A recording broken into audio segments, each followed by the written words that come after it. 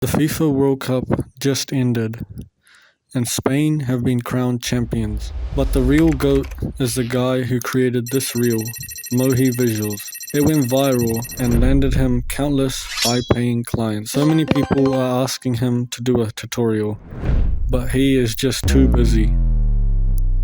So in this 3-part series, I'm going to walk you through how to make this reel and land high-paying clients.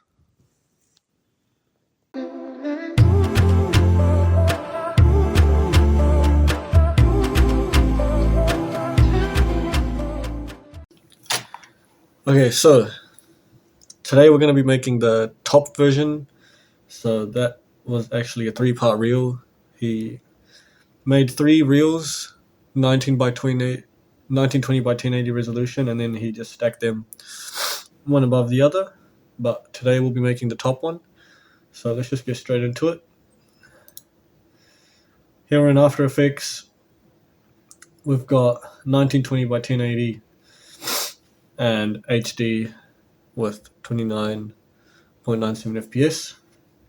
And we'll just increase our duration to around 40 seconds, even though we won't need it all. It's always safe to keep some extra time. And I'll just look at what the first scene is like. So we just play ahead, and there's like a light that comes up top. Slowly the World Cup is revealed, the trophy, and then 2 texts, and behind that there is a logo of some sort, and obviously the FIFA logo up here.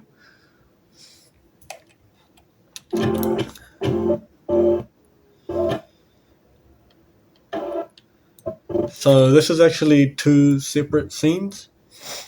What I mean by that is the background is completely separate to the forefront screen.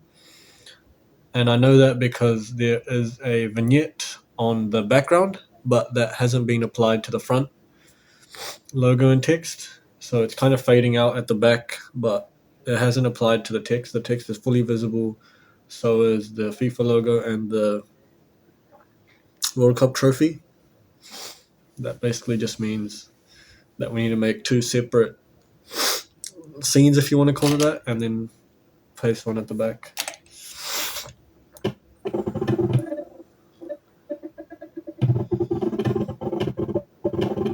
But the light is pretty universal, so the light is on both of them. When the light appears, both of them get brighter. But I'll make the background now, so we'll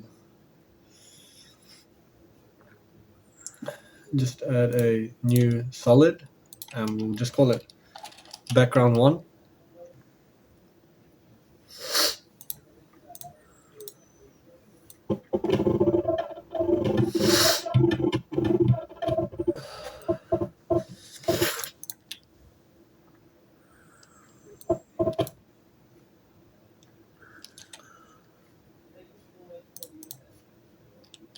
And we need to add a fill to make this black.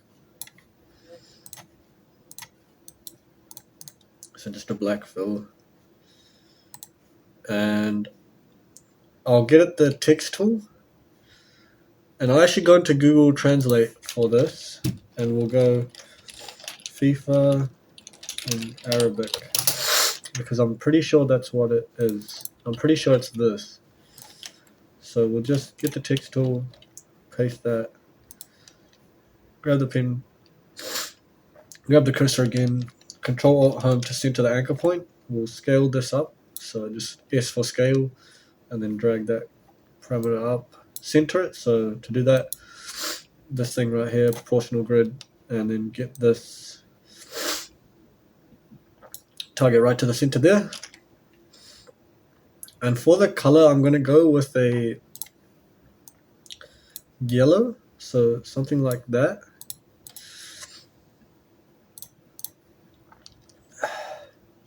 And we're going to add a warp. So a warp. If you don't have warp fisheye, we can just work with the regular warp. So right here, adding that warp and decreasing the bend just to something like 22. Obviously it's changed the position, but that's okay because we didn't change it to fisheye yet. And that's going to need to be set higher. Just like that. I think we'll stick with the arc for now.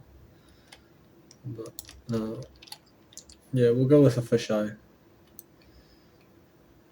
And just play around with these.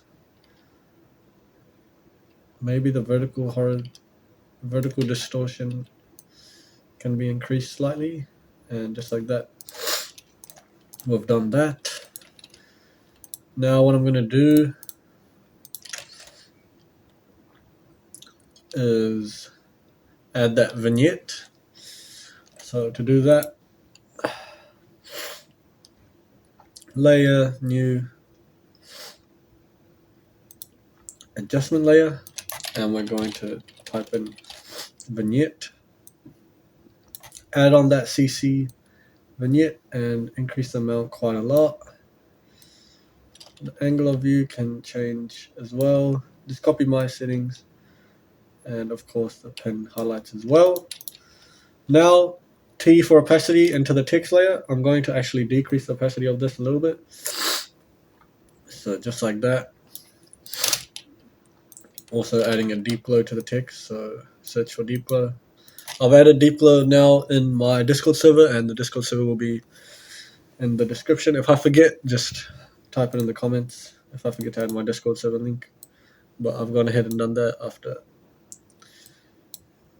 a little bit of delays. It's finally out. But yeah, that's pretty good so far. Now what I'm gonna do is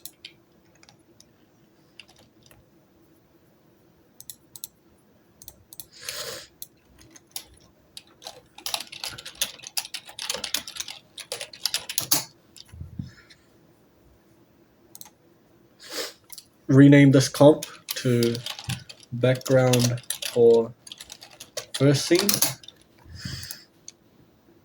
And now we're going to create the front scene. So that's going to create new composition and go front scene for scene 1. Same aspect ratio, same everything else, same frame rate. But the only thing we're going to change here is the actual scene. So I usually like to get my 3D assets from Sketchfab, but you can find them for free anywhere else.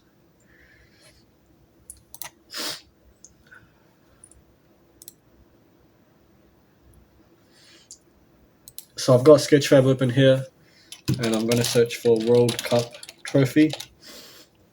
Mine are usually bought because I have to use them in my reels and my videos, but for practice, we'll just click downloadable, and for the licenses, untick the standard and the editorial. Those obviously if you have a login. And then what you're left with is all the free ones. So we'll just have a look at this one over here.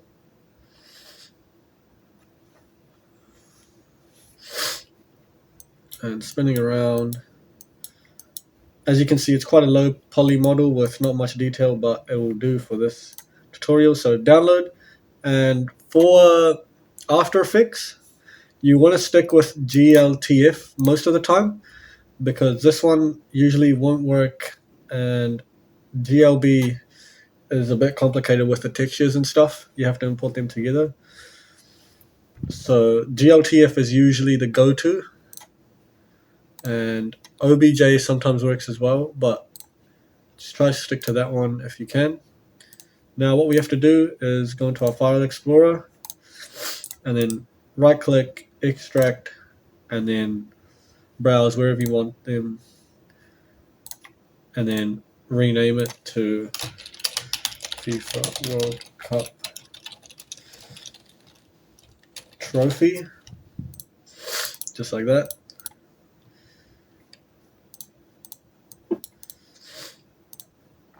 And now we import this right here and call it Trophy FIFA. Click make composition size. Everything else should stay the same. So basic and advanced, just copy my settings and then import it. Basically just like that. Scale it up. And we'll just look around.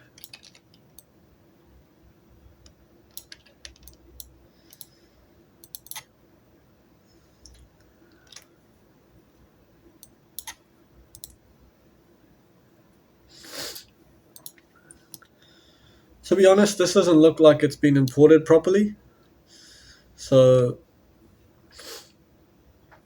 what I'll go ahead and do is find another one because that one did not import properly.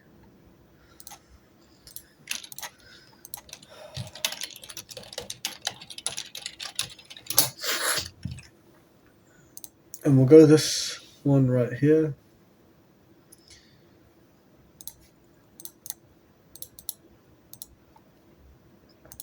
Or this one. Click download.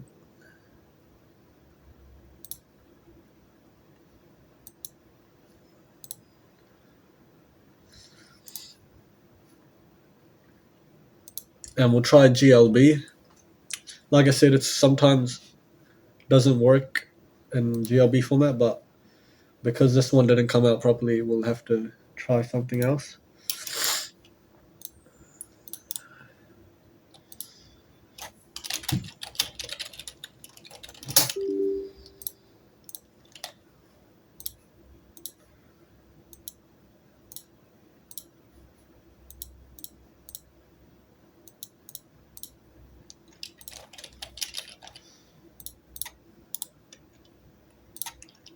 So it's doing the same thing, extracting.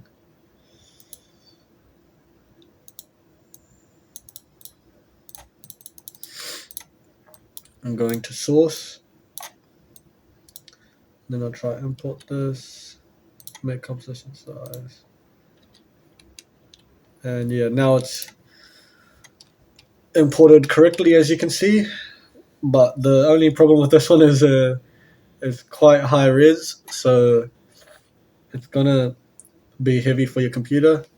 If you have a good computer like 32 RAM and DDR5, then it's fine. But anything lower is going to struggle. So that's what you want to be careful with when choosing a PC or laptop to edit with. You want to make sure that you have 32 RAM minimum. Otherwise, sometimes it just gets a bit difficult to work with high quality and 3D stuff.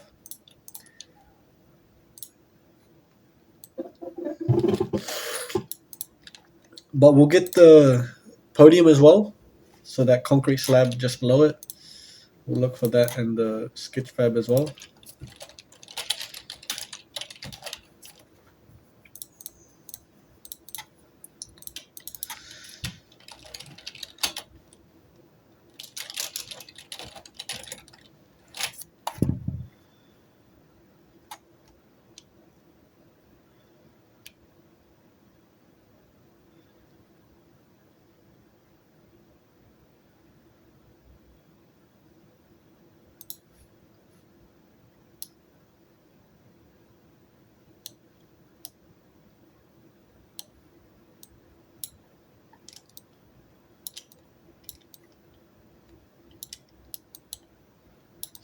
So I think this one's pretty good. It's just a basic pillar. So we'll click download. And FBX also works, I believe. It's one of the original formats, so I think most of the original formats usually work pretty well. USDZ never really works. I don't think that's for After Effects, but Anyhow, it's downloaded now, so we're going to extract it and call it pillar. Go back here under source, and yeah, I was right. FBX can't be added into After Effects.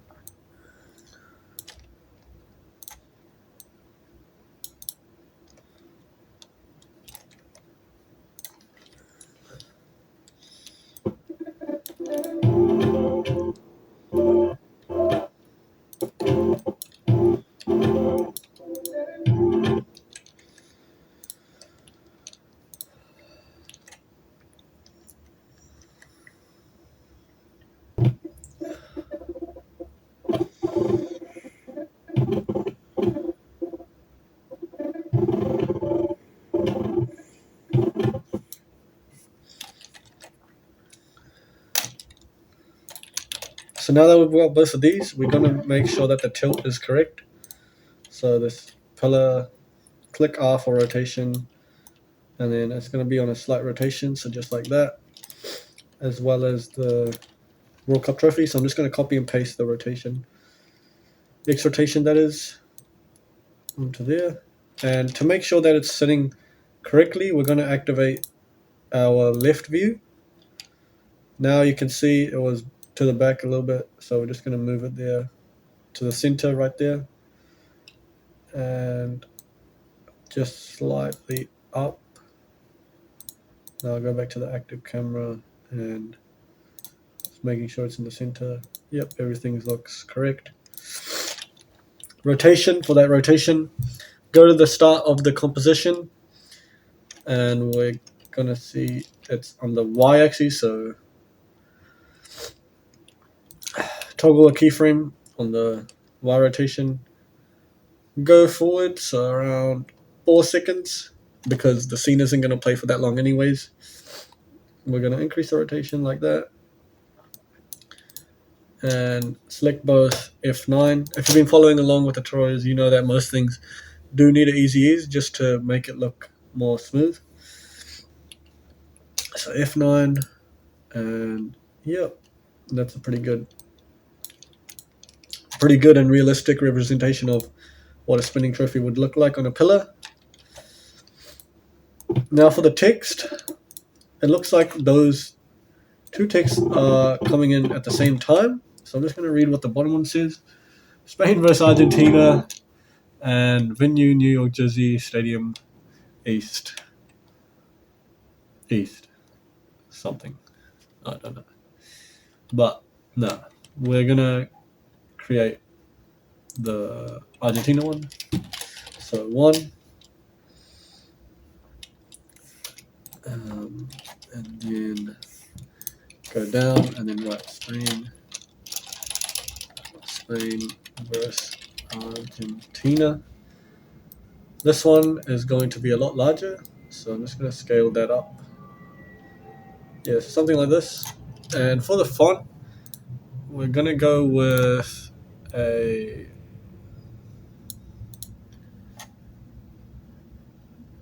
Coca Goose for the top one, and then just a regular Arial should be fine for the bottom one. And just move that ahead. So just like that, and then get the scale, and we'll scale this down slightly. Yep, we're going to make the Spain versus Argentina text a little bit smaller and move it just across. And what I'm going to do, he didn't do it, but I'm going to do it. I'm going to make this Spain text slight red, and this one a nice blue. The rest of the text will be white, so the one text. and the verses as well. If I can grab it, is white. So that's just showing you that even though that's all one text file, you can adjust each word or even letter separately to make them a different color or a different font. So right now that one text is in a Kogus, I believe, Kogus font, and the Spain vs Argentina is in Arial, and they all have different colors, every single text. So I thought I'd just point that out. But we'll add a deep glow, check this option, and decrease the exposure slightly, and we'll actually increase the radius. So something like 550 is good.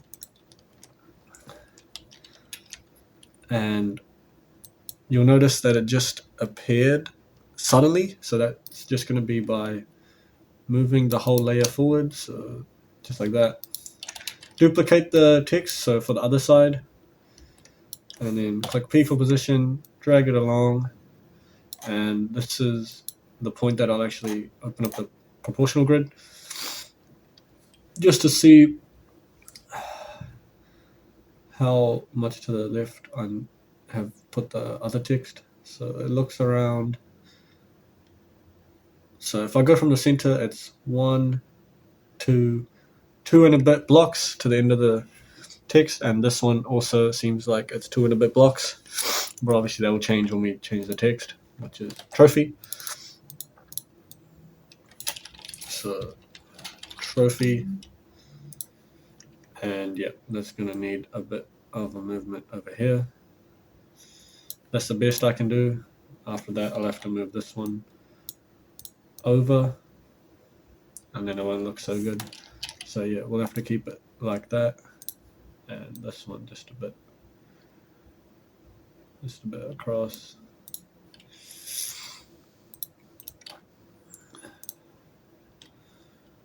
And we'll just go into the bottom text, and where was it? New York Jersey Stadium.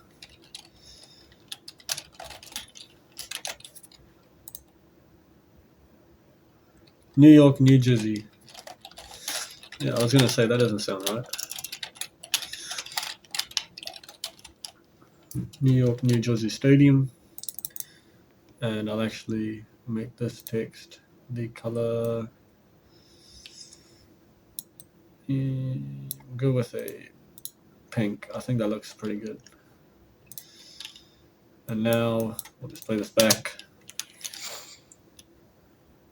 Yep, looks very, very solid.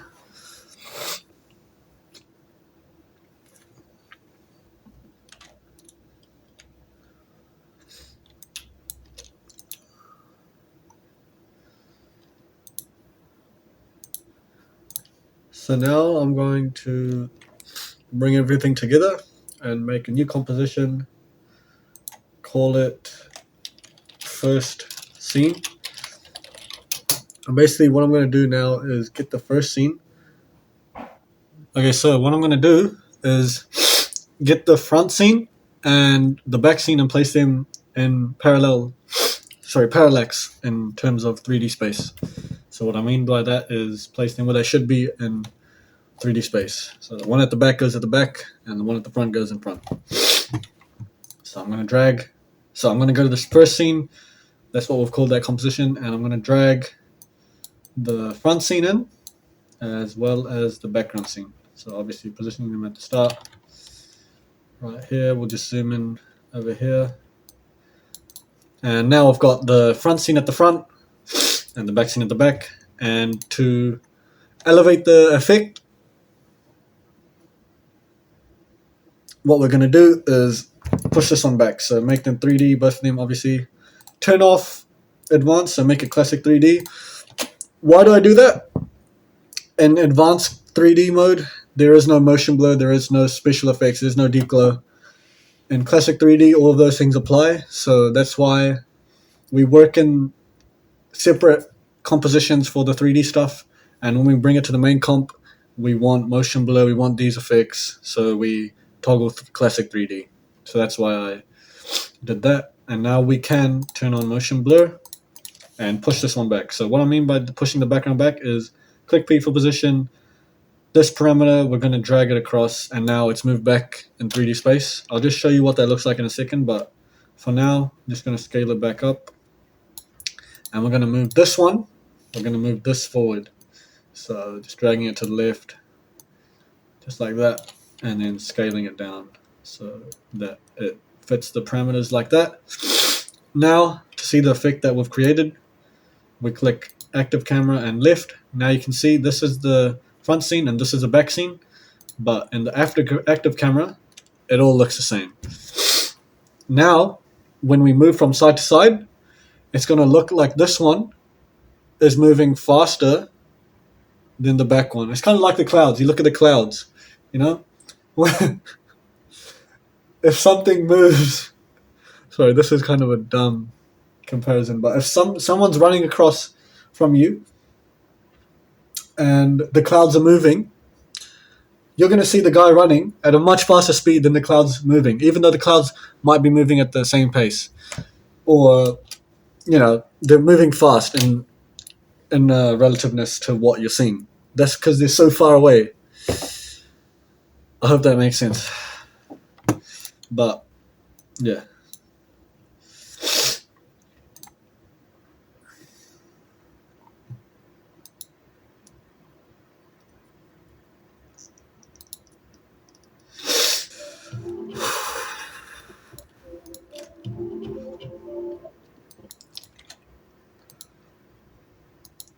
Okay, so now we're going to make a new camera. So layer, new camera.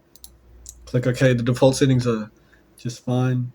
And link it to a null. So layer new null, make that 3D. Link it right there. Click P for position.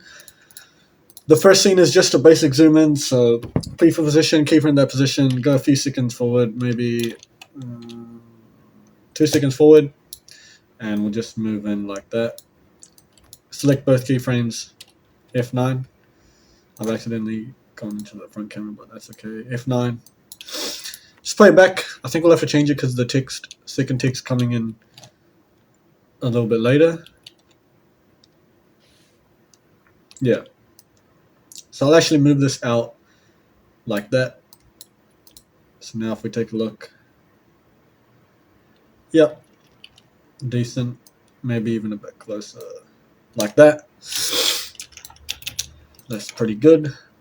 And I'm not going to add this logo. I don't know how he's managed to do that without getting a copyright claim, but I'm not going to add that logo. If you want to, how I would do it, go into the front scene and then just place the logo there, up here, top right. Not going to bother for this tutorial because I might get copyright strike and I don't want that because, fixed monetization. Not that I'm monetized, I make these videos for free, but yeah.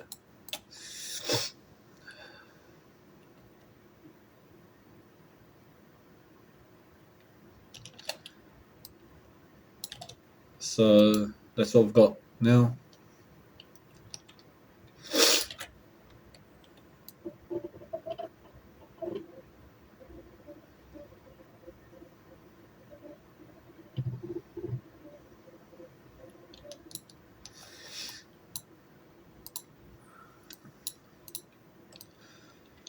And you'll notice the opacity slowly increases only on these two. So I'm going to do T for opacity, keyframe that, make it 100 over here, so around here.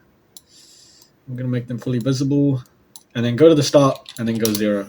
That way these will appear slowly over time, gradually, and yeah. Now if we play it back here, yeah, that's the kind of look we were going for, right? That's the first scene done. We'll go to the second scene, which is going to be transition to the right, and then this new scene comes up. So yeah, we'll work with that now.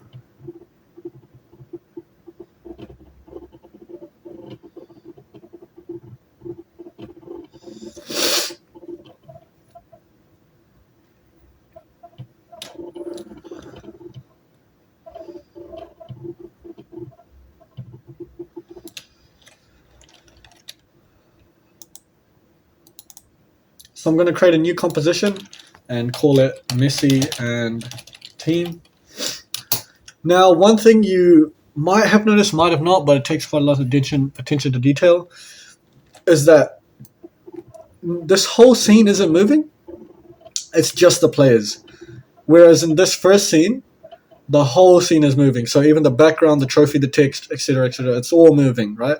If we cut to this scene, even though it looks like the transition carried on in 3D space, it didn't. The transition stopped right here. This next part is just the players moving in. So that what that means is we don't have to change the background at all. It's just a moving image, like a live wallpaper kind of thing. You know what I mean? And then these players just come in and then kind of move out. And then the new players come in from the Spain team. And yeah, the background has stayed static. So for that, the first step will be getting the flag and getting that movement of the flag, which is the first step, which is the hardest part basically.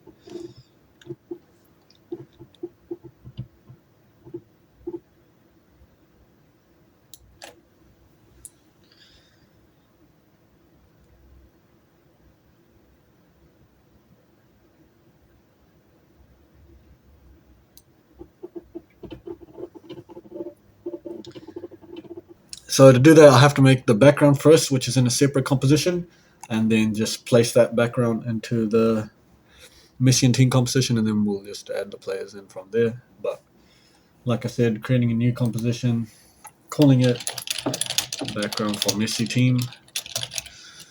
Argentina lost in the final. I was lucky rooting for them, but yeah, I hate making the Spain part of the edit. But nah.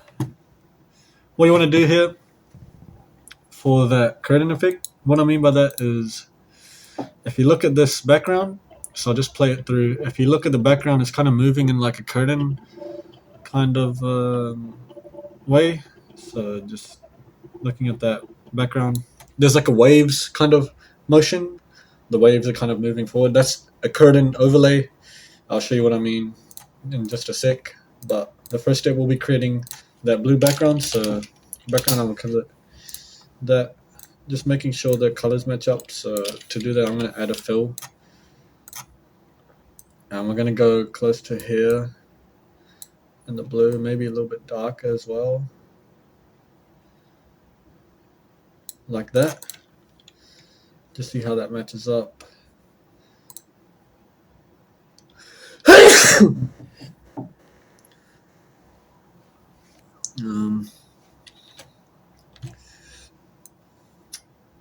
Maybe a darker down here, a little bit on the grayer side. But yeah, I think that's a pretty good match there. So if anyone wants that number, it is AAB0DE. So if you want to copy that, yeah, feel free to. But nah, I'm gonna add a curtains overlay. So curtain texture. I'll link this in the Discord, so go join the Discord for this curtain texture. What you want to do is right click, blending mode, and hard light. So on top of that, you want to add a tint. So click search for tint in the effects and presets. And now it's a black tint, so it doesn't really have an effect on the color. So the purple is gonna just go to the color of the background, which was our blue. So now we've got this, and actually going to create a new composition. So click new composition, and we'll click background Messi 2. And now I'm going to get this background over here, copy, so Control C, paste, and we are going to import the background from Messi Team. So this right here, we're going to import that, right click, blending mode, and screen. Now all I've got to do decrease the opacity slightly. We'll start with 15.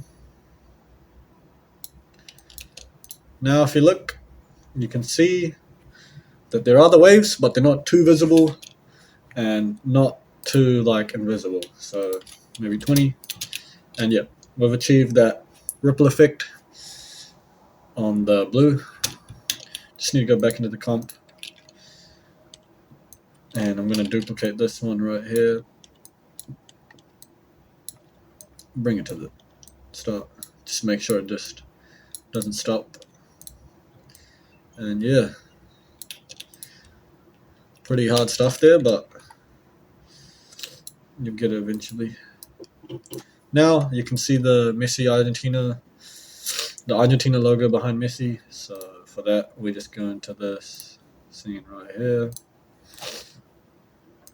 Messi and team, and we import that one that we just created. So background of Messi 2. So basically just background. Now we go into our files, get the Argentina flag, scale it up. Sorry, I'm putting this on the wrong place actually.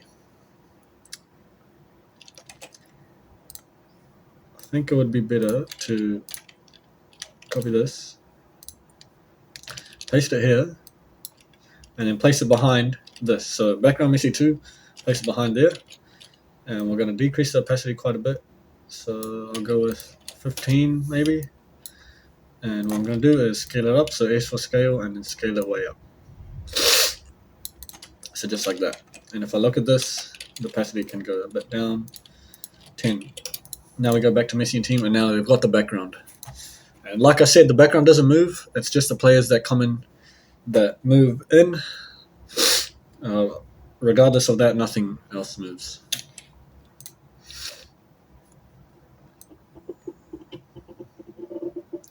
So 4 players we're going to have to find: Messi, Martinez, Romero, and Martinez again.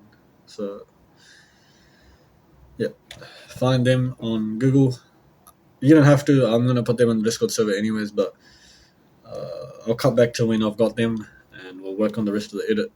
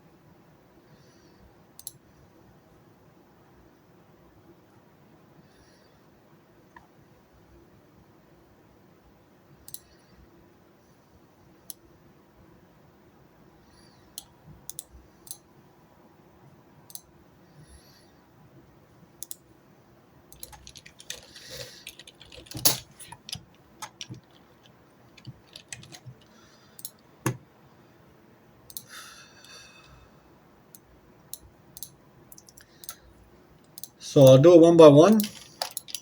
So I'm putting these right now, and I'll turn these ones off, and I'll leave Messi on. So right here we've left Messi on. And I basically want to scale it down so that it's just like that. Right. So actually scale them up a bit more. Drag them down like that. Now basically what you want to do is add a drop shadow. So Shadow Studio. It's on my Discord server. It's a plugin. 10% on the opacity master, and we'll go 30% on the end, and around 8% on the start. Subtle shadow, nothing too big, but we also got to add the text. So all caps, Lionel Messi. So go Control Alt Home, centering our anchor point, scaling it up, making the text white, and the font we'll go with our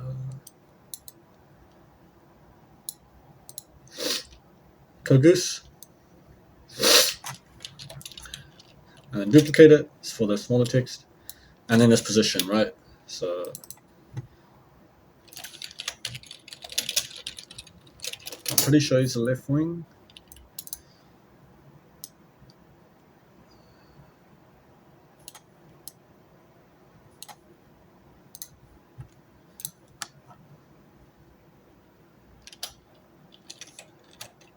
We'll just write forward for the sake of the tutorial.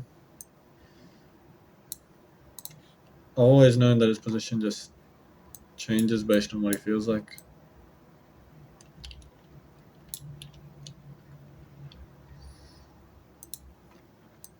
But yeah, placing that right there. Now what I'm going to do, so that I don't have to waste time, I'm going to select both of these and link them to Messi. Also, no need to use 3D for this one because it's just going to be movement. But if we want, we can. So, but I'm not going to bother. So if I move this, you'll notice all three of them move. So I'm going to go a couple of seconds, so maybe 1 second maybe forward, and I'm going to move it there. At the start, it's going to be over here. Just looking at the thing. Yeah, he only moves a little bit. So just like that. F9, going to go into the graph and make it like this. So that the animation slows down. But yeah, now we're going to select these two and drag it out so that the slowing down has already started when the scene appears. Important thing to note, you want to add motion blur so that it looks smoother, otherwise it just looks a bit shit. So add a motion blur there. And yep, now the other players are just going to stagger in, so one by one. I didn't choose those three players that were in the animation. I've chosen my own three players, Martinez, Enzo, and Romero. I mean, Enzo had quite a circus on at the World Cup. So we'll go with him second. Turn him on. S for scale, and we'll just check the scale of Messi, so 85. So for Enzo, we'll go with something like 70. And position him right there. Tell you what, I'll scale him down a bit even more. Duplicate these two texts and drag them under to here. And obviously, because now they're relating to Enzo, we link them to Enzo, just like that. What we can do is move them here.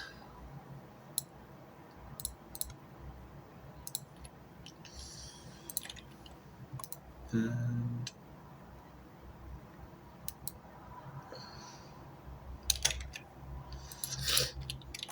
we can change the text. So Enzo Fernandes.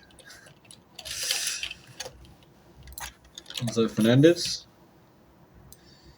Moving it to the center here.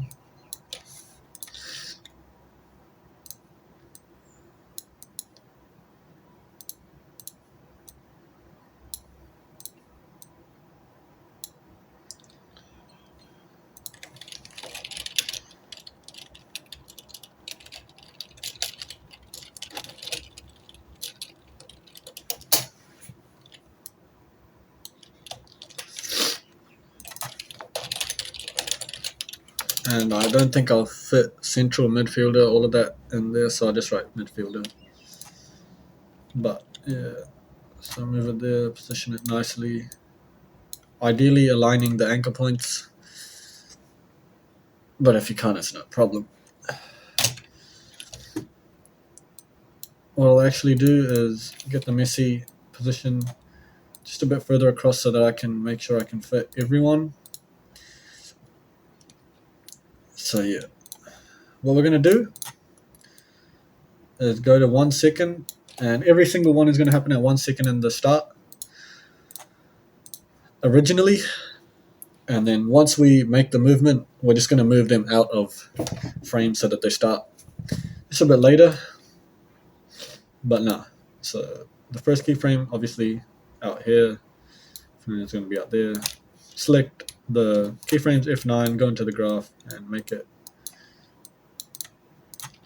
like such. Now go to this one, go 2 frames ahead and drag this last frame to there. So making sure that you've had the first keyframe selected and the last keyframe selected. Select both and then drag them closer to the center, 2 frames out from the Messi one. Now what it looks like, yeah. And slowly the other players are going to come in, but what I should do is move this even closer to Messi, just so that we can fit the other players as well.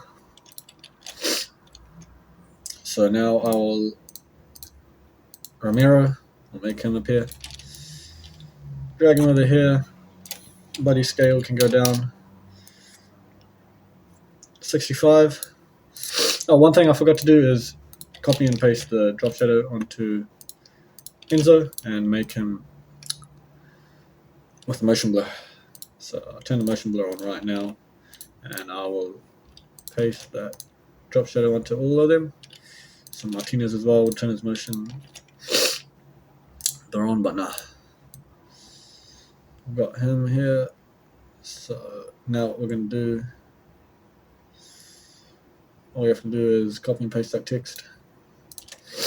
So these 2 text, Control D, by the way, to duplicate, and drag them down here. Obviously the pick whip has to change to Romero now, and we just drag it across to on top of his head.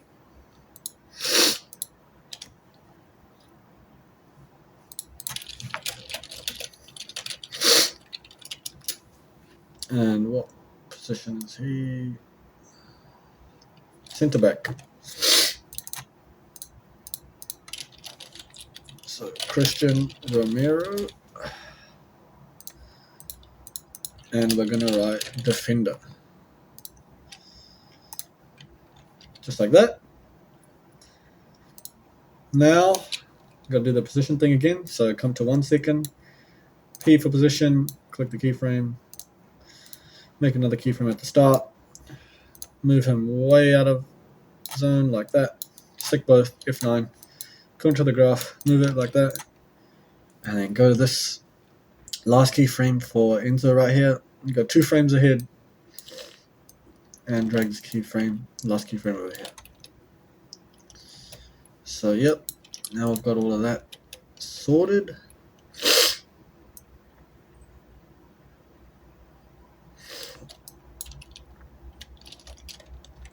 The last player that we're going to add, Martinez, just right here, he's got his little spot. Scale him down and copy and paste the texts. So select both using Shift and Control D, drag it down here, and we've got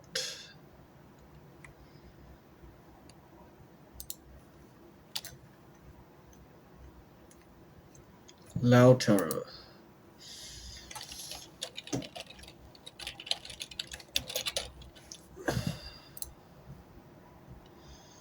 So need to find what position it is. Lautaro. Martinez. If it's going out of frame, just center it, move it across. Forward.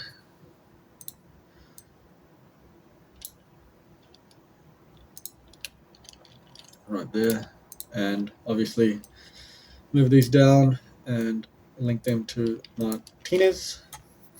Just like that. Going to 1 second. P position. Keyframe right there. First one keyframe right there. And we'll go way out, so like that. F9. Go into the graph. Just routine stuff. So 2 frames out from here. Right there. And we're done. Now if you look back, I've got that.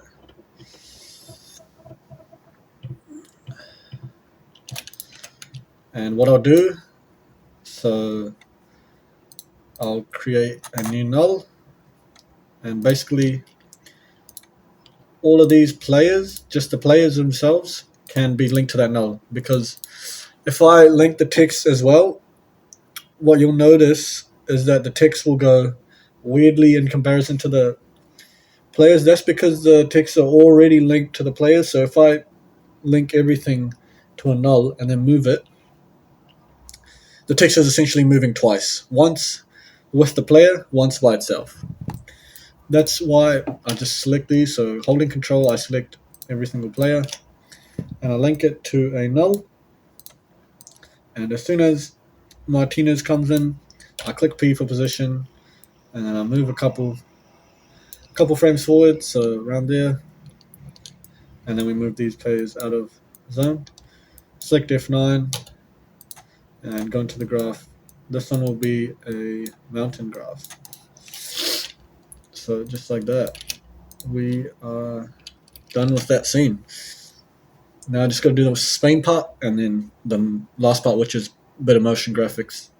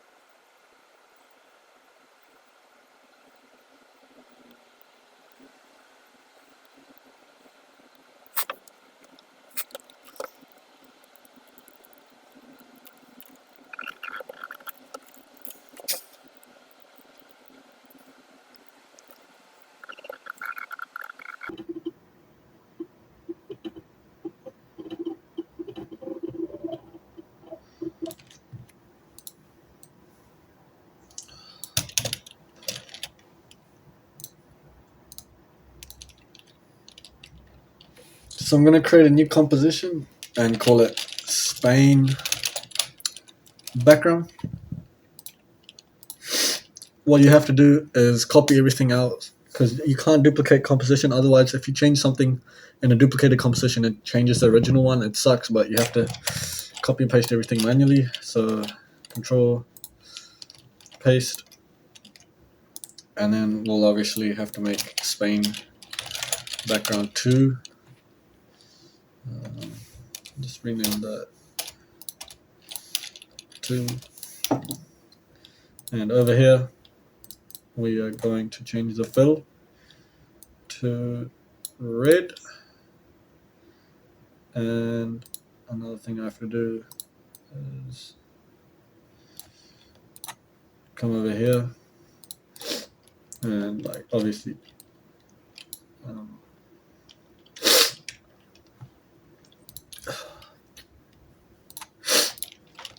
copy, paste, and I'm going to take this one, sorry, control, paste, and then delete the below one below, because now it is freaking thingy, Spain, and delete this top one, because it's not background for Messi team, it's background for Spain team.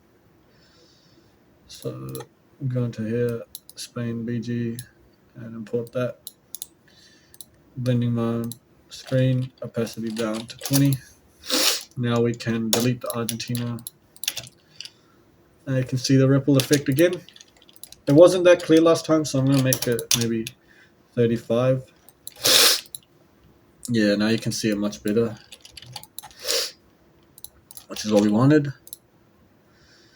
So now I think I'll have to make a new composition and call it Yamal and Team. Import Spain BG2 into it. So a lot of steps, but this is the kind of stuff you have to do if you want to be a top tier editor. Lera, Guida, Lopez, and Yamal, of course. I'm going to import these guys. Motion blur we're going to add. And I'm just going to get the shadows from Messi, Shadow Studio. Now we can just close this stuff and work in this composition.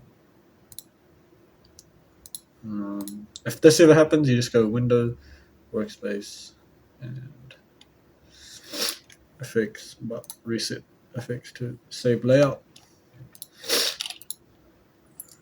So yeah, all of these are going to get that shadow.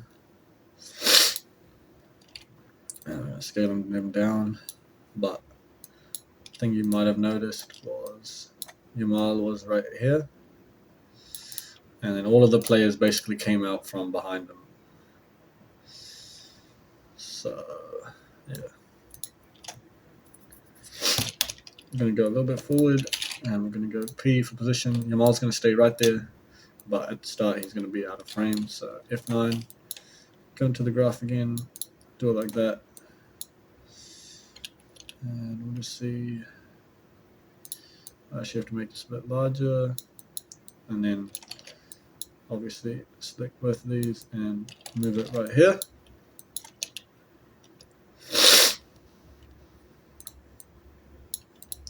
Now they're all going to have the same starting point, so all of these are going to start right here.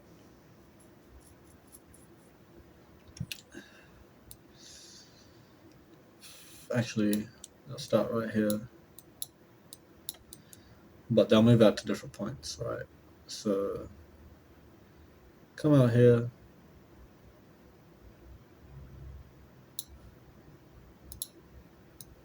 and Alberto's going to come out here. Yavi, Cuida, and Diego Lopez down here. And if you want to change the Y of any of them, you've got to select both of these while being on one of the keyframes and then drag down. I'll show you what you do, what happens if you don't. So let's just say we want Quetta to go down and we move it down. Now you can see the path has gone downwards. It's gone like that because we haven't selected both. Control Z, select both, and we'll just go a little bit down. Same with Alberto right here, just like that. Select all of these, F9, go into the graphs. And for this one, we'll actually make the graph like this. So a mountain.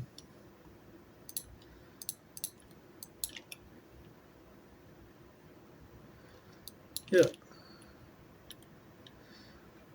And we actually have to keyframe the opacities as well. So select all these holding shift. So select T, opacity comes up, and we go there, we go 0.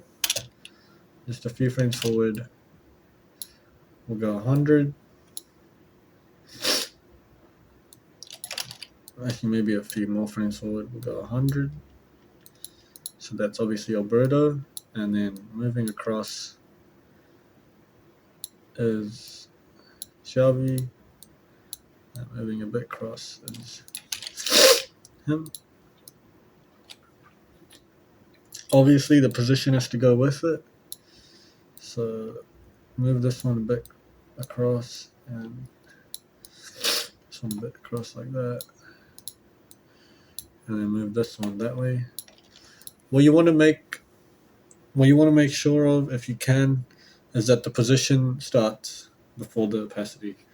What I mean by that is this first position keyframe is ahead of this first opacity one, so that when the movement's already started, that's when the fade-in starts happening. Otherwise, your character or your person, whatever, starts coming in visibly, but he hasn't moved anywhere. So it kind of looks weird when he suddenly starts moving, as opposed to the opposite, where he's already moving and he starts fading in, which is much smoother and looks much better. So just like that. See, with this one, it's a bit weird because he started moving a bit late, so he's going to start moving earlier.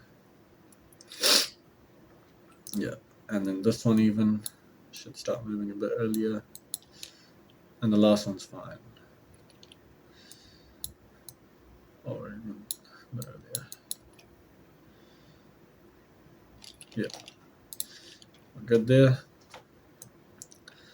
Now what you can do is, because these guys have stopped moving, you can add the text and then link it afterwards. Just because if the movement's already happened and you link it at the end point, it's automatically going to move in line with it from the start. So we'll just add the text now.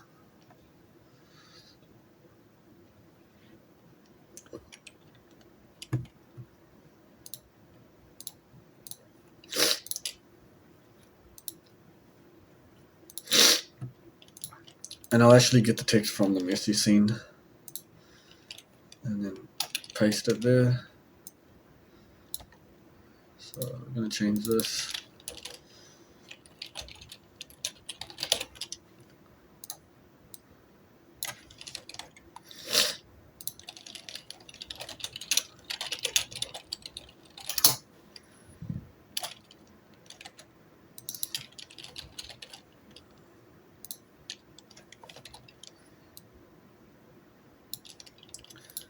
And then select both of these and link it to the player.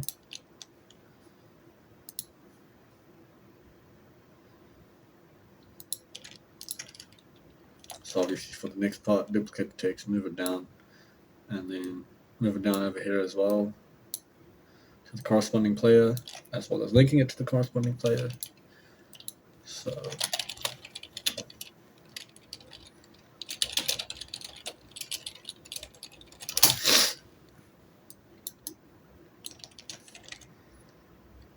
freeze the winger as well.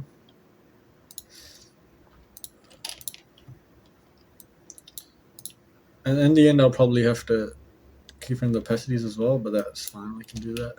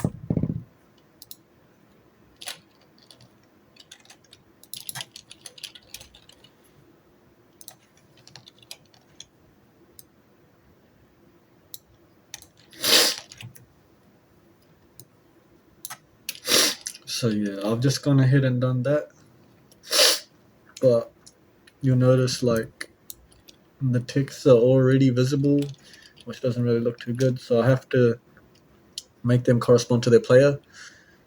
Pretty simple. Just copy and paste the opacity keyframes for the players onto the text. I'll just show you how to do that for one of the players. So if we're doing it for Alberta, I'll go over here, click T, open up his keyframes, and copy, and then holding Shift, select both of these and paste. Now if we look at it, it's coming the same time. Make sure when you paste it, your little timestamp is on the first frame, otherwise it's gonna paste at the wrong place. But yeah, I'll do that for the other players as well.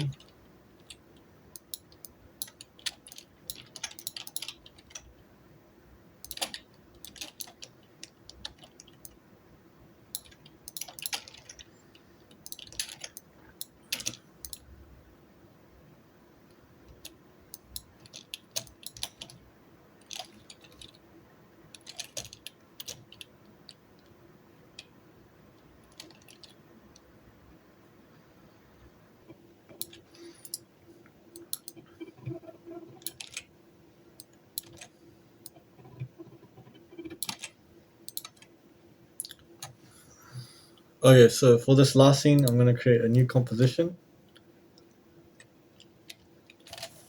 and call it last scene.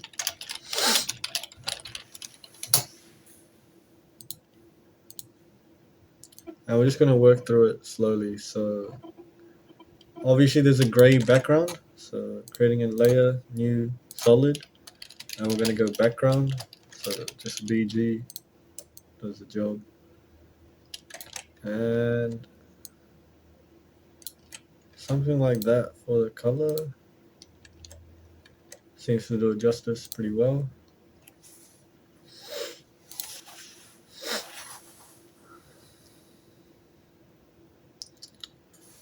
And now we'll create that circle or that Pac-Man kind of figure. So come up here, grab the ellipse tool and flick the fill to white, turn the stroke off, and then holding shift, create a circle. So shift, holding that, what it does is makes it a perfect circle.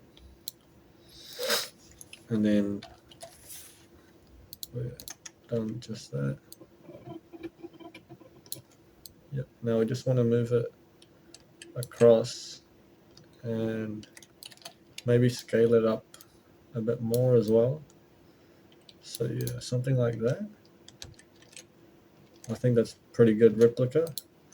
And now for that little mouth or whatever you want to call that, we're just going to use the mask. So grab the pen tool. Up here, you want to select Tool Creates Mask, because if you don't, um, while a shape layer is selected, it will just create more and more shapes. You have to click Tool Creates Masks to obviously create a mask, and we'll cut out the spot. So we'll just click here and up to there, and then there. At this point, what you want to do is hold Alt, Alt, and then curve it out, right? So just like that, curve it out however you like. And now we'll go back to the original point. As you can see, we've done that here. Maybe the mask needs a little bit of adjusting, but that's okay. We can do that shortly.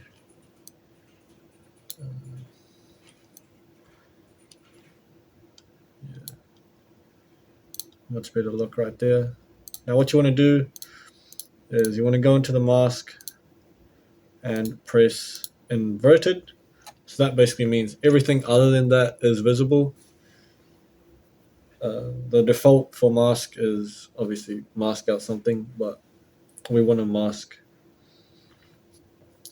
we want to mask that part out of the frame. So I've just gone ahead and done that.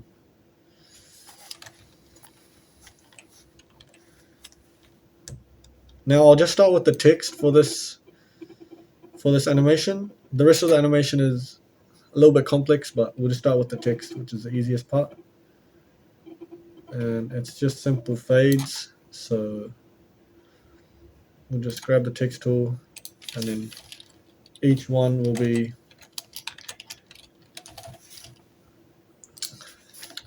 a separate text of itself. And for the color, it's obviously just a black, or maybe even a gray. And the size, yeah, we're gonna decrease that size. Turn on motion blur as well. And just position it around here. Around there's good.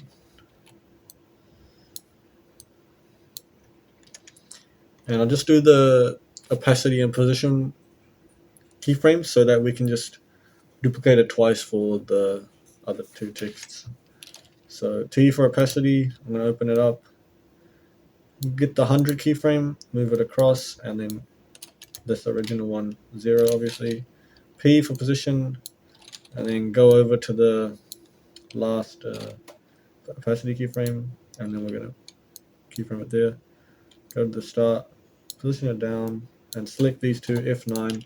And for this graph, we're going to drag it across to the front, so just like that, and bring this one across to the front like that as well. So now we've got that. Maybe the timing is a bit off. The opacity could be moved across a little bit, and we'll just bring both these in. So select both these and drag them in a bit.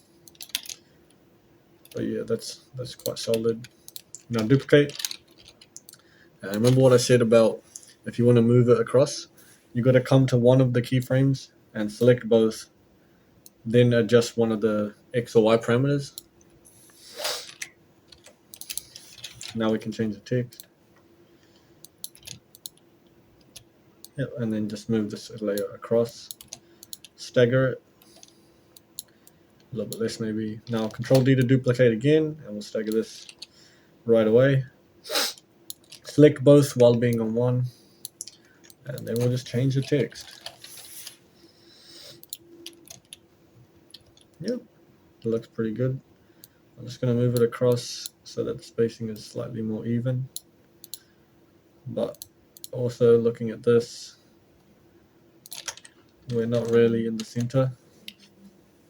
So I'll move this across so that it touches the second line across. And then move it in about 50. We'll do this one. We'll just move it to the right slightly.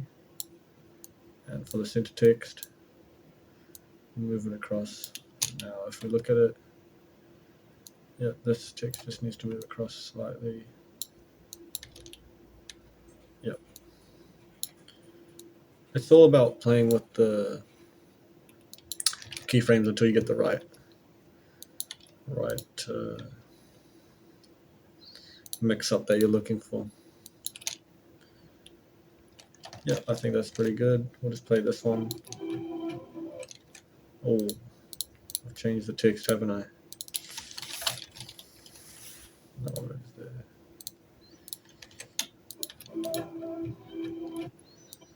Yeah, so now I'm going to look at what is actually happening here. So what's happening is this little square thing is animating in first. You've got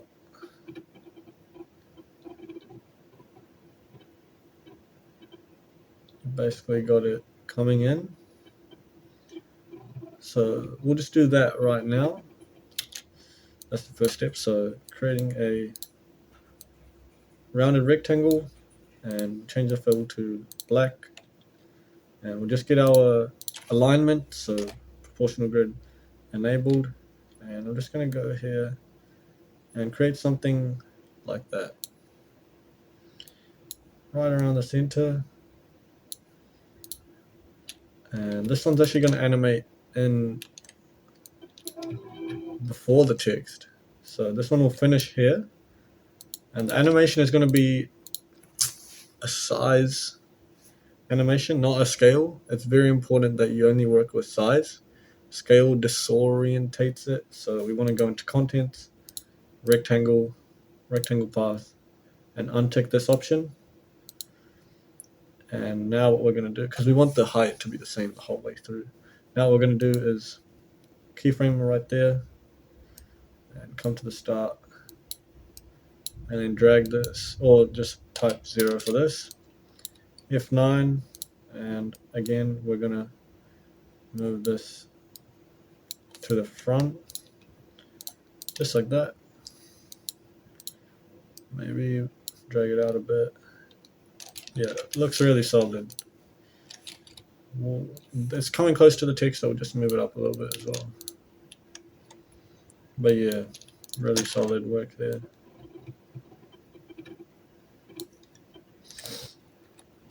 Let's turn on our motion blur. Now this next part is this logo comes in. So the 2, 6, the disoriented 2 and 6 come out, and this is where it gets kind of tricky, but it's no problem. We can do it.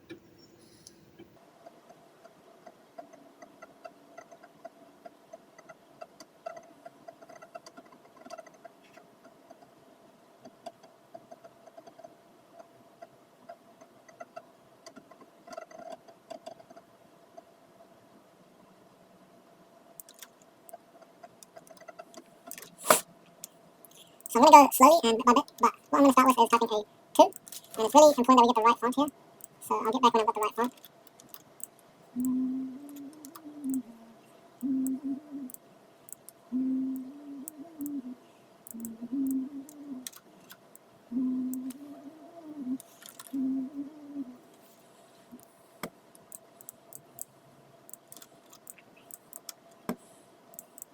So we're going to go with the Orbitron here for the font. And the way to animate this is by going bit by bit, so like top, middle, and bottom of the text. And it's going to be basically a duplicates.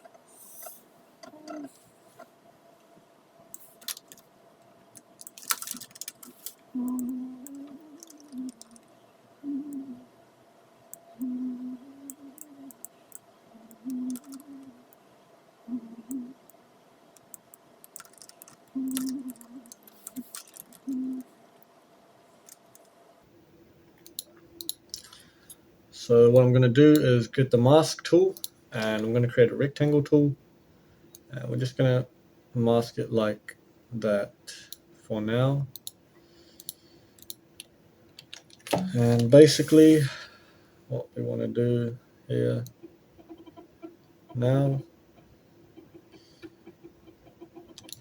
is click on mask path, so right like that, and I'm going to come here, and we're just going to go a few frames forward and make another keyframe, but this one we are going to click on the layer, click on the pen tool, and just bring this in.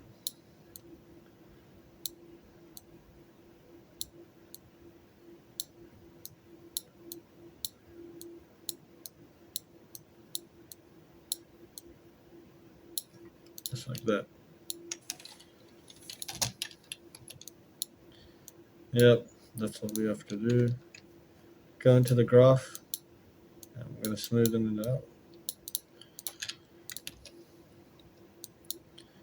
Only thing is, we have to lengthen this because it's a delicate animation.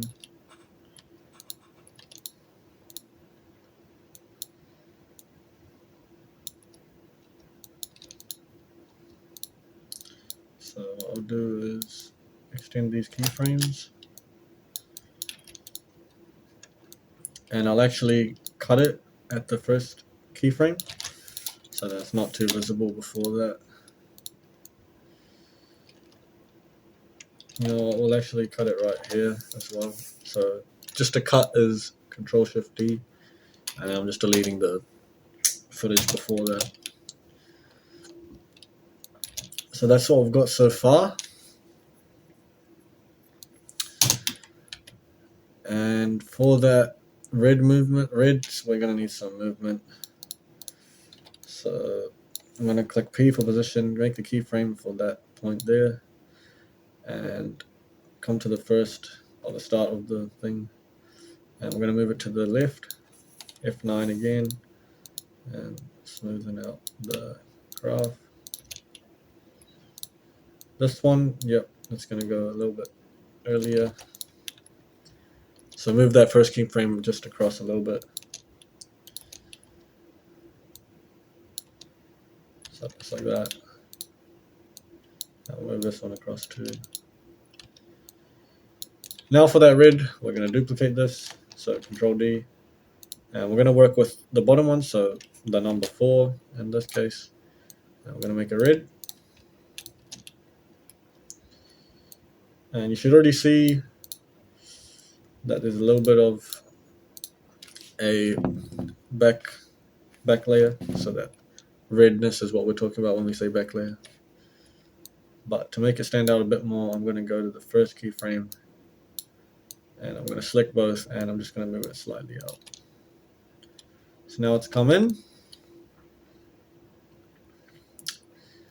But for this one, the thing is we want it to end and disappear. So I'm going to copy the X parameter on this last point here. And then after that point, I'm actually going to delete it. So we'll just see how that looks. Yeah, now you've got that little red glare, if you want to call it that, behind our main text layer. So that's what I was saying, it's going to be a bit tricky, but we can work through it. Now, for the next part, we have to do the same thing for the middle and the bottom of the text too.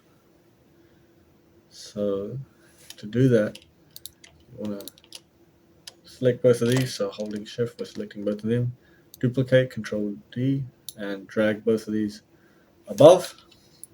P for position. No, we're not going to change the positions. We're going to go into the mask. So M for our mask here. I'll just go into this one.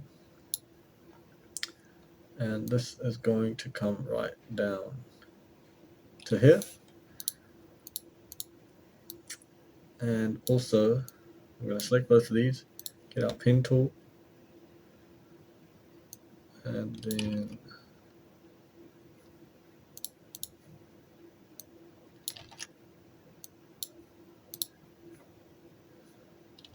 we're going to make it so that it's not the bottom one either, because we'll do the bottom one separate as well. So just like that.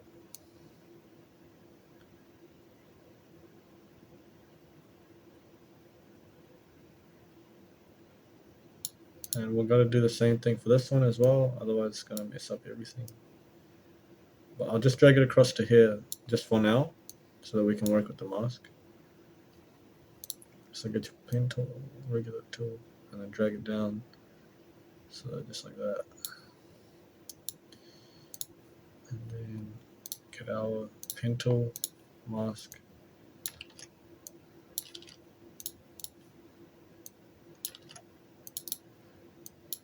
It sometimes takes a little while, but you'll grab the pen tool eventually.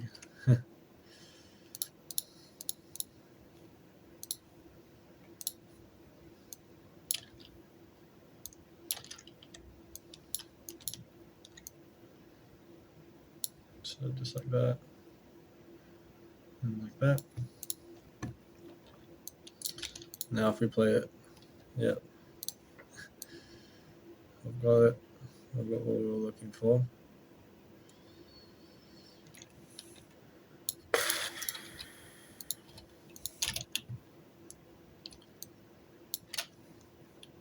Only thing is, we'll stagger this, so select both of these and drag it out a little bit. Top, bottom, top, middle, bottom. So we'll go in order. Now, that's looking like that. So yeah, only thing that's remaining is the bottom part. But you'll notice that we did miss a little bit over here. So I'm just going to go to this main one, and we just got to select both and move it up so that it covers that. Yep, no, that's what's gone too. Oh, what's happened there?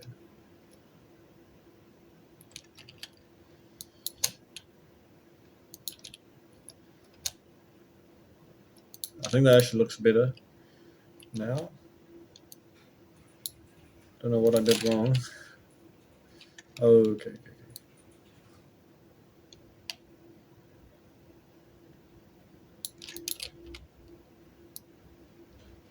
Yeah, well, I didn't realize that they don't come down, unfortunately.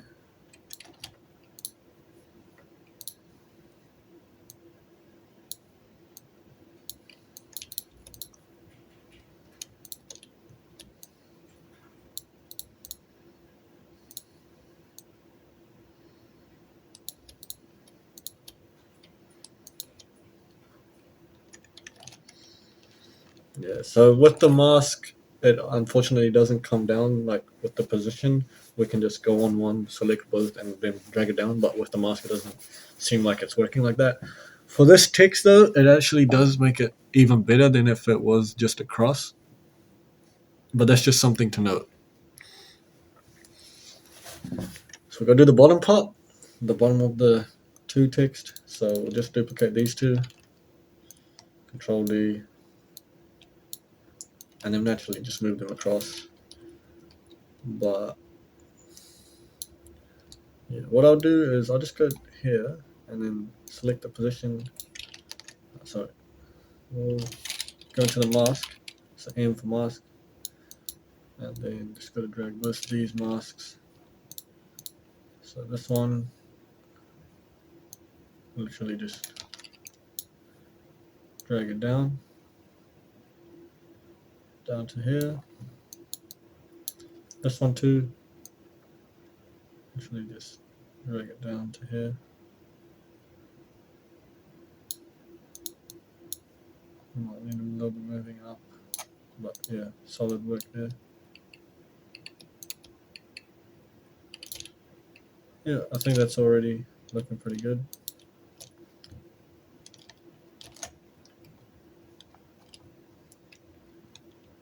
Now, because these are a little bit slow, to be honest, I'm going to click U for all these keyframes. And I'm just going to grab the end ones, so all of the end ones, and then move them in slightly, just like that. Yep.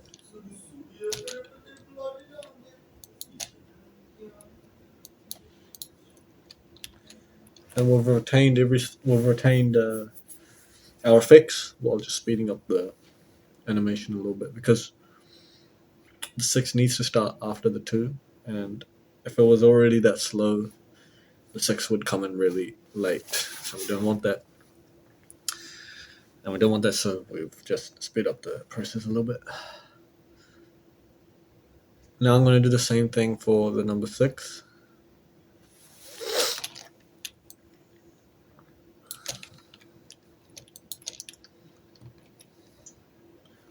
So get our text tool here, type in the number 6, and change our fill to white.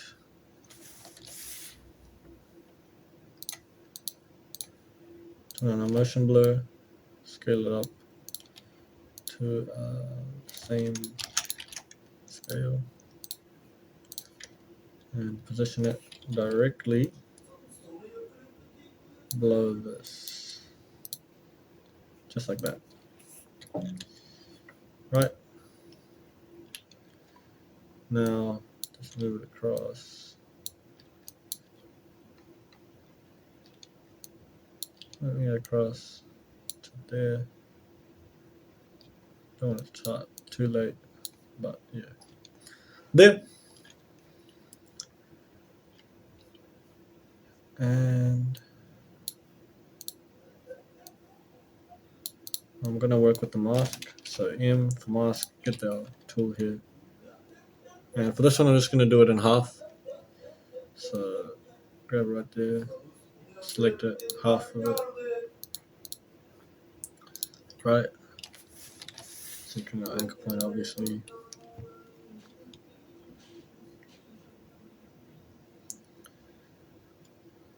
And what I'm gonna do,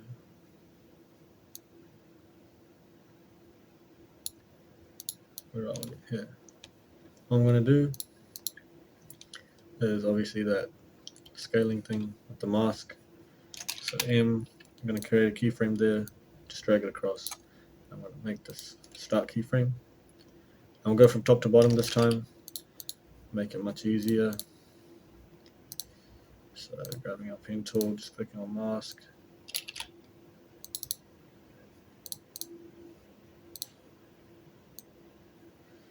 And we'll just drag these up,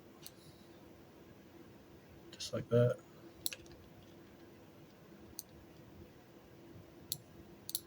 So yeah, just like that. And then select both of these, F9.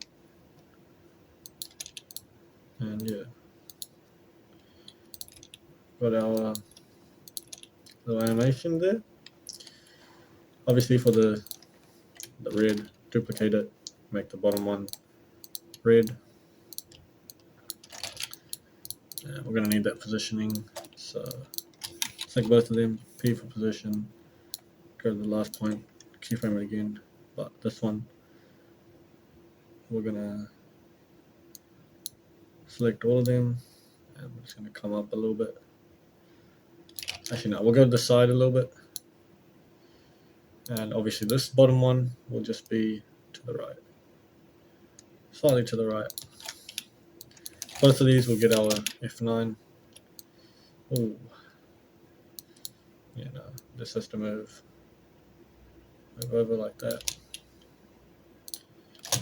Nah, yeah. We'll delete this first keyframe. We'll just select both of these and go up slightly. Yep. And then select all of these and we'll just come take them out of the screen. Yeah. Go to the last point. Keyframe should be the same, but the first point. This one will be slightly out, slightly below. Yeah.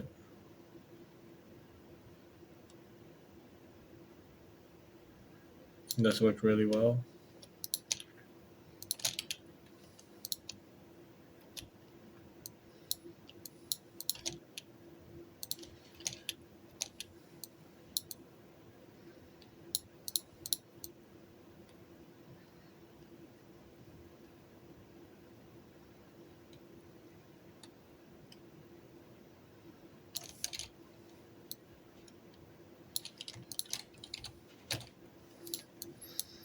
Mask tool.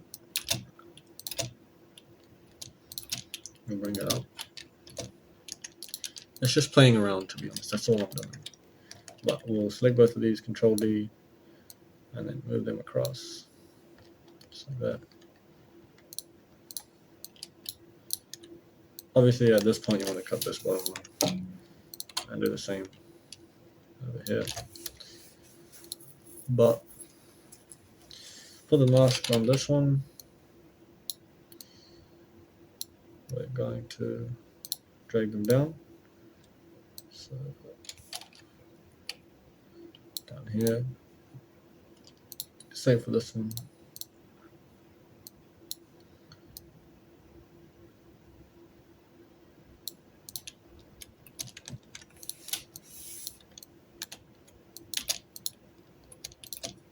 Yep. And you've got your effect of a glitch or a back shadow, whatever you want to call it, right?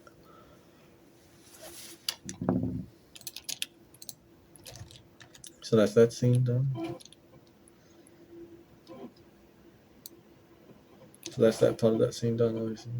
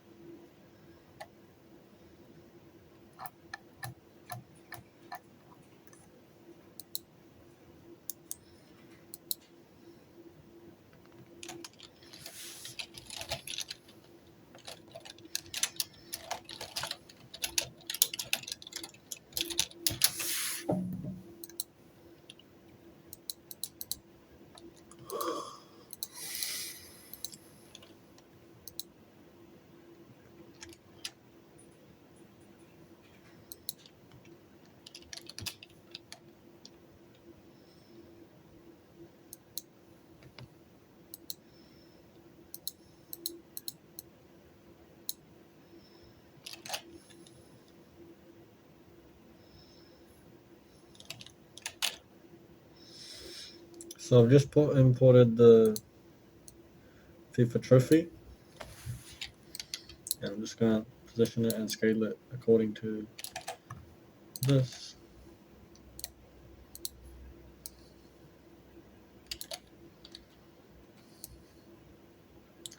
I won't worry about the text today, so I'll just mask this only.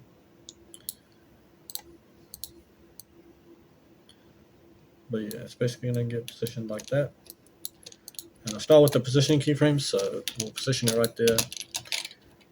And click P for position, and then come over here just a few frames earlier, select the keyframes F9, and just go to the graph like that.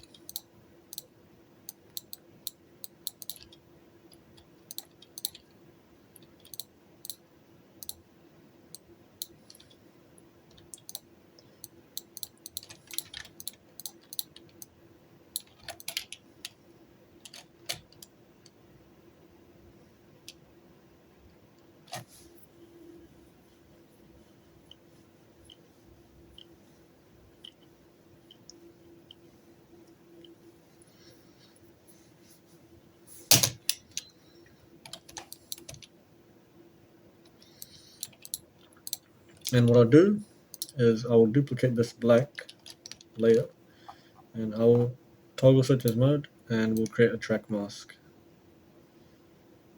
Track map, sorry. Basically, yeah. So basically what this does is the trophy will only be visible within the black area. Outside of it, it won't even appear. So you can see it comes in just like that. T for opacity, 100 over here, and about over here we'll go 0. Now for that effect, we're going to grab our warp. I'm going to go with a regular warp, and we will go with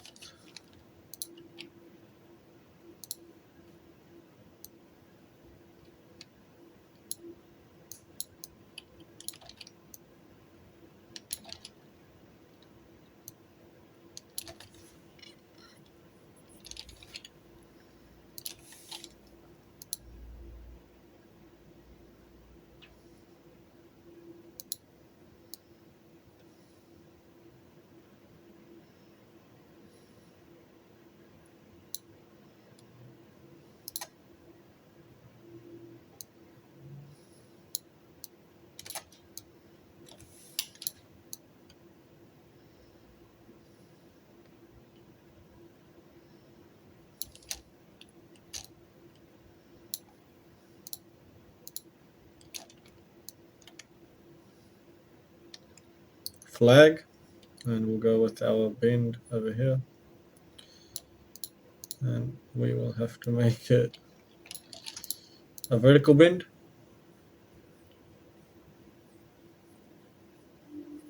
So just like that, and keyframe the bend with the opacity. So right here it will be 0, obviously, and over here we'll go with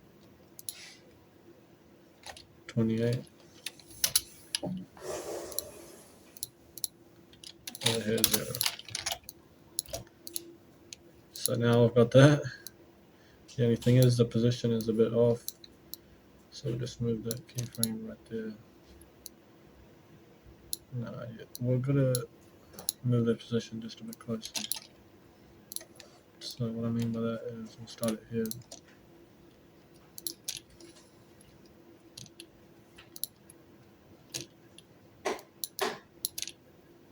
That's basically what you were looking for.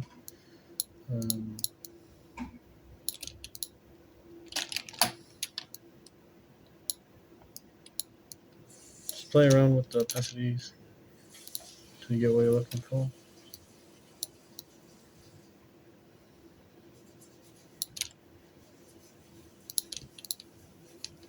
But that's just a basic version of what he's done. What he's actually done is used a plugin. I'm pretty sure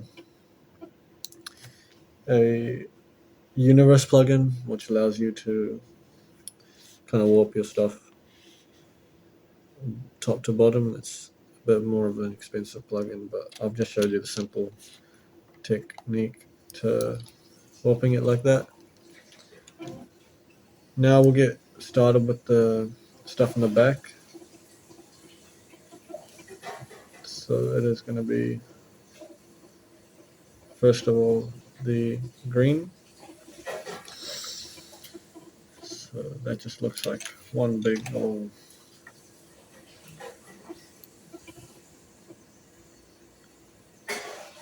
Does it?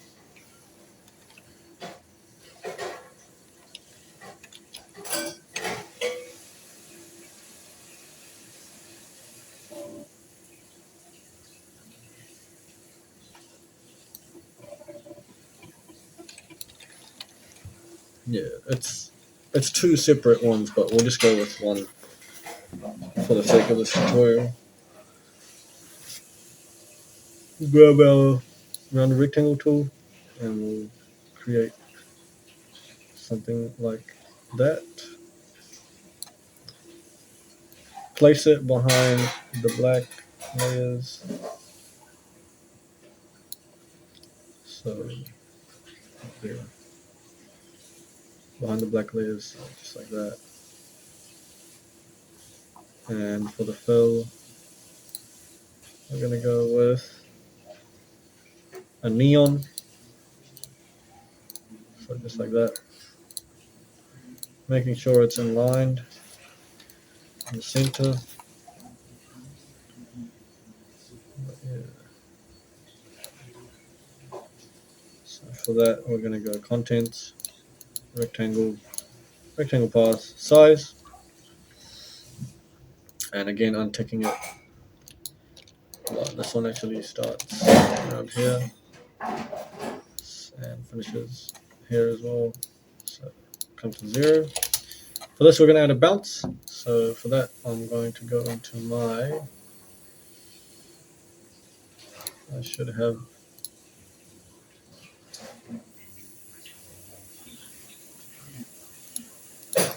Window bouncer. So I don't know if I've already put this in the Discord, but if someone tells me, I'll put it in the Discord if it's not already there.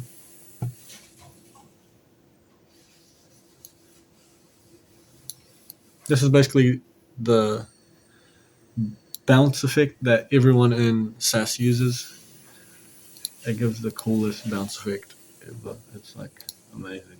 So what I want to do is select these two, click bounce, and I used to stick with 35 and 6 as a base, even though it starts at 54. That's usually just too much for me. So I'll just explain what the three parameters mean. Amplitude, that's obviously how significant the change is. frequency, how common, how often it happens, and the decay is. So the decay is how long the bouncing happens for. So the bigger the number, the shorter it happens for, and yeah, the shorter the number, the more animation. So we'll just go on and done that. We'll just move this out a little bit, and now check it out. That's a bounce. Done the bounce effect. Let's look at the animation. He's gone and added a text, 2 zeros. Let's type that. The font has to change as well.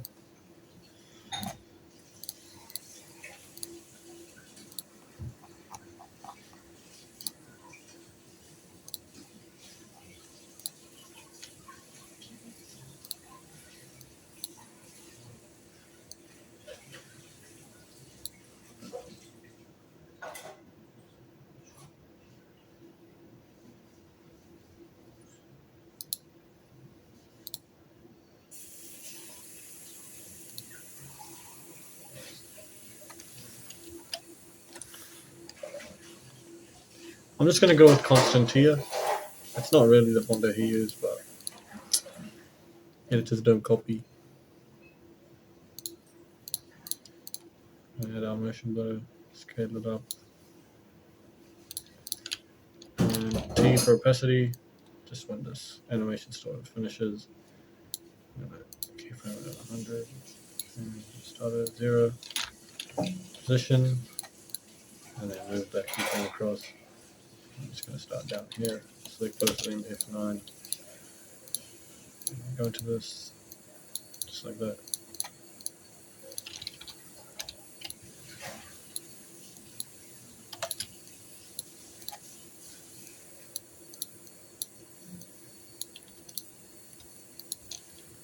Yeah, this looks pretty good. Now just duplicate this thing, and for the positions, we're going to select both while being on one, and just drag them across. Drag this one across as well. They look a bit odd, so I'm going to go is add a slight shadow. So I'm going to go to Shadow Studio. I'm just going to decrease this amount, and decrease this, and then copy and paste it onto the other one. So now I've got a decent looking effect.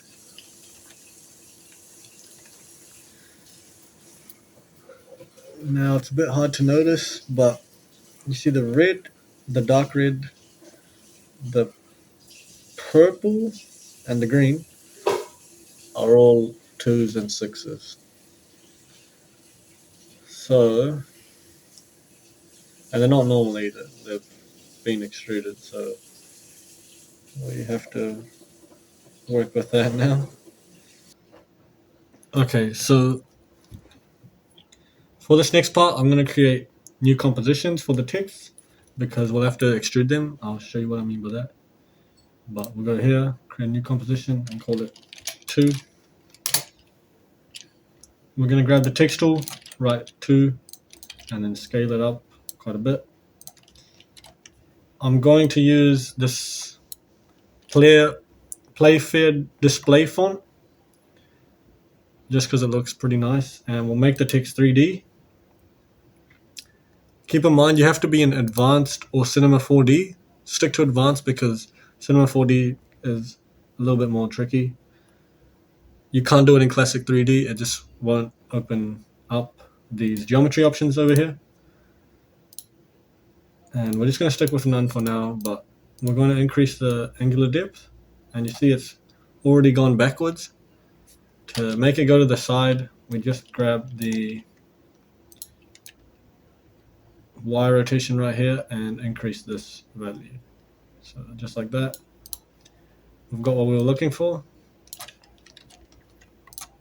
And just entering the anchor point right there.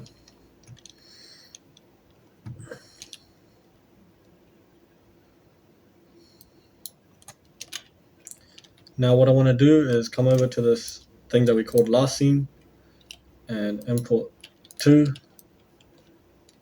So drag it down here and just above the white layer. Now we scale it down.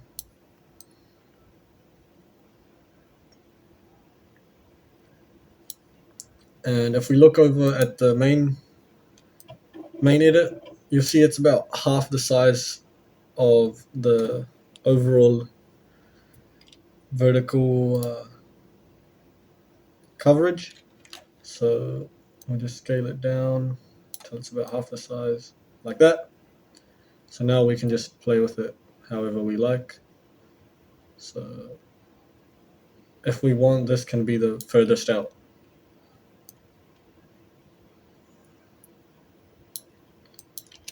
So I'll just play here, and we'll cut it here so that it only appears after that. So we cut the first one, Control Shift D for the cuts, and then we cut the earlier part. Now we click P for position. I add a motion blur as well, just so you guys don't mess up there. And go like maybe half a second forward, and then position it out here. You want the end to be inside of the cyan, so like that. And yep, it's basically coming out, which is really nice effect. I might start it a little bit earlier as well, and then get F9, and then I'll just do like something like that.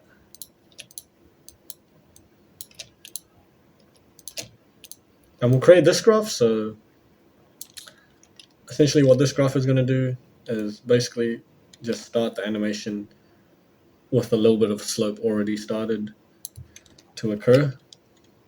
I've just dragged this keyframe all the way over to the left, and then this one all the way over to the left as well.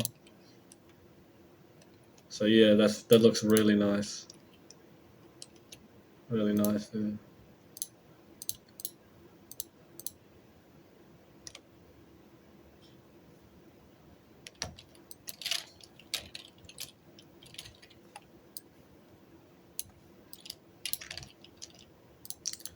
So because they're all the same, what I'm going to do is duplicate this. So Control D, and that's duplicated it. Now all we have to do is add a tint. So I'm going to add a tint there, and we can change this one to say blue, and then copy and paste it onto the other one as well. So now it's just a full blue. And for the position, we go into the P for position, and this one is going to come out less further, so like that. And just looking at this animation, yeah, it's going to come out later as well. So come to the first keyframe, go a couple of frames ahead, and then drag the whole composition just across like that. Yep. It's nice. We do the same thing one more time. And for this one, go to the last position keyframe, bring it in, and change the colors to red. Copy that. Red. Copy that. Paste it on there. Now I've got 3 of them. He's obviously used more, but we'll just stick with 3 for now. Now what we have to do is do the same thing, but with the zeros at the bottom. No, sorry, the 6s. That was 26, so 20. So the 6 will be the next part. So we'll go new composition 6, and we'll just type our 6 here. Scale it up, center the anchor point, make it 3D, and our extrusion depth, increasing that. Rotate it. So for the rotation, I'll just grab the rotations from here. So Y rotation was 48, And yep, looks good. You notice it doesn't have a hole in the middle, which is exactly what we want. His one didn't have it either. It wouldn't look nice either because it would just create emptiness, and the whiteness in the back would show, which we really don't want. But yeah, center it, center the anchor point, and then import it over here. So above, or actually, yeah, we'll go underneath the twos, scale it down. Just make sure that's a little bit smaller.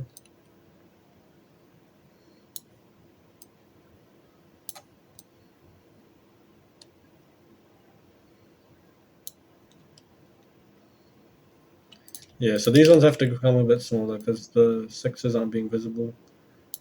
And we have to do the same for this. So I'll just copy and paste 25 on the scale. And if you look at this and compare it to that, I'm just going to scale this up over here to take up a little bit more of the screen.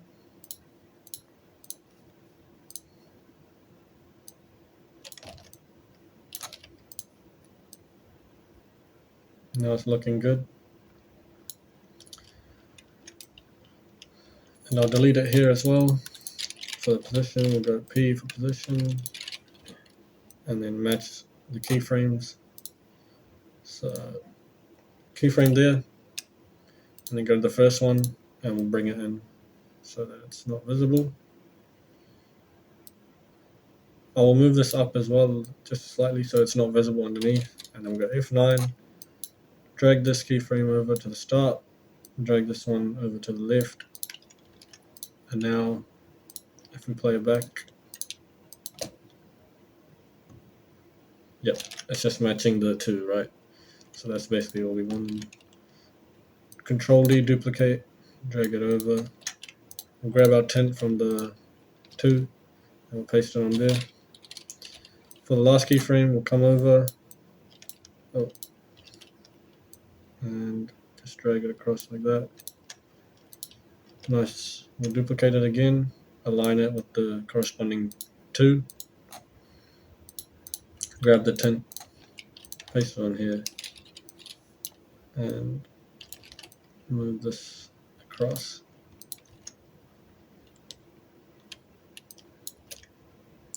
Yeah, we've achieved that nicely. If you want, you can stagger it even more actually.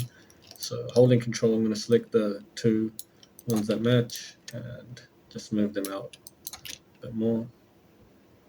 Yeah, I think that looks even nicer. Real good.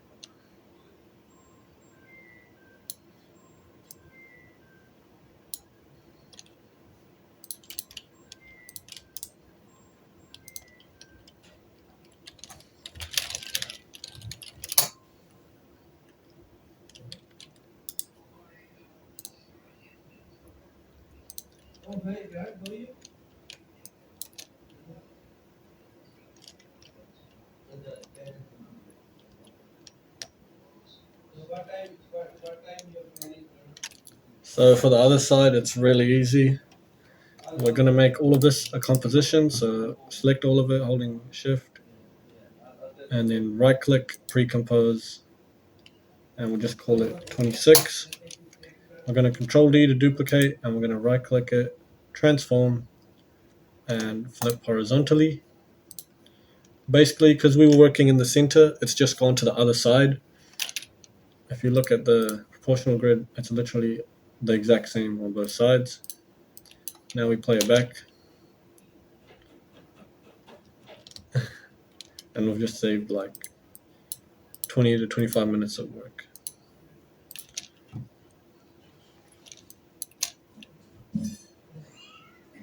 But yeah, that's basically it. The rest is just simple stuff with the track mats. I've already explained it in the tutorial or in one of the other tutorials. So I wanted to do new stuff in this one. But okay, so now we're just going to get all the clips and then join them into one. And I'll just add some basic sound effects. So we'll create a new comp, call it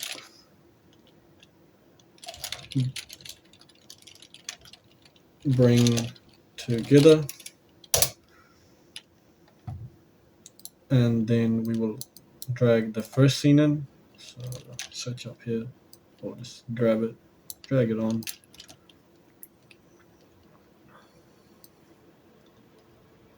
And then basically once this movement stops, we delete it.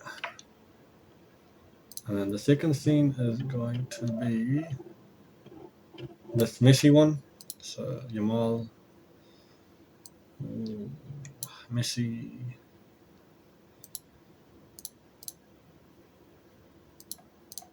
messy and team.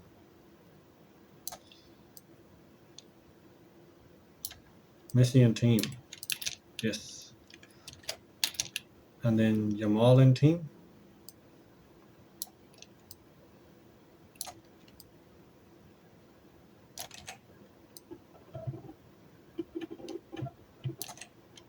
So as soon as this movement stops, Yamal and team. I'm just going to delete it from underneath. So now we just play back real quick. I think that's good.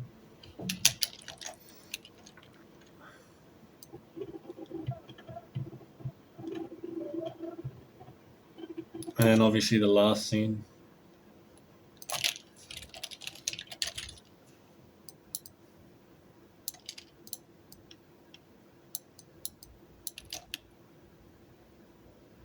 Just like that.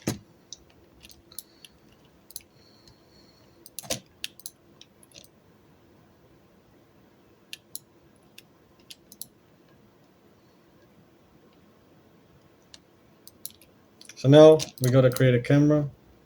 So lay a new camera and then make it attached to another object. Just link it like that.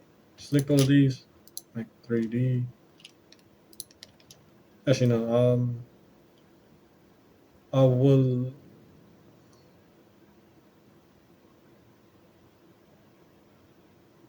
Yeah, I'll leave these three alone. I'll just make this bottom one 3D because that's where the movement happened, right? So P for position on the null, and then come over here, and then we want to move it over like that. Just drag it out. Select both of these, F9, and basically just slow it down. Drag a little bit early as well. Just like make it feel right, you know what I mean? So there is unfortunately a blackness, a dark spot there. So all we have to do is go into the composition and basically, so all we have to do is scale this composition up a little bit just so that darkness doesn't happen. Scale it up a little bit more. Or the other option is starting this next one when that occurs and then kind of dragging it across. Because we don't want any black spots. Yeah, looks much better. Only thing with this is it probably starts a bit late, so I'll just Control-Shift-D, cut it out there, and then we'll drag it over quite a few frames so that the Lamal and the players just start staggering out. Yeah. This one is going to fade in, so T for opacity, going to set it at 0 to begin with, and then we'll come over here and I'll set it to 100. And just like that, we've done the animation. For the sounds, I'm going to leave it out because this tutorial is already long enough as it is, but I'll just post like a 20-minute tutorial on the Discord on what sound effects work well with what animations, because there's always like the element of synchronization, and there's always going to be some sound effects that work better with some animations than others. Mohi just went for music, which is another style that you can go for, but if you do want sounds, you have to make sure they're the right ones. And I'll cover all of that in the short sound effects tutorial for this video in my Discord. And the next part is going to be part 2 and 3 of this reel. So the middle and the bottom parts will be the next videos that are coming out. And then after that, I'll move towards the Jack Neal style, because one of the viewers wanted it. So just comment what you guys want to see in the next videos. But I'll moving to the Jack Neal intro style, which is high in demand and just a really nice style overall. But yeah, I'll catch you later.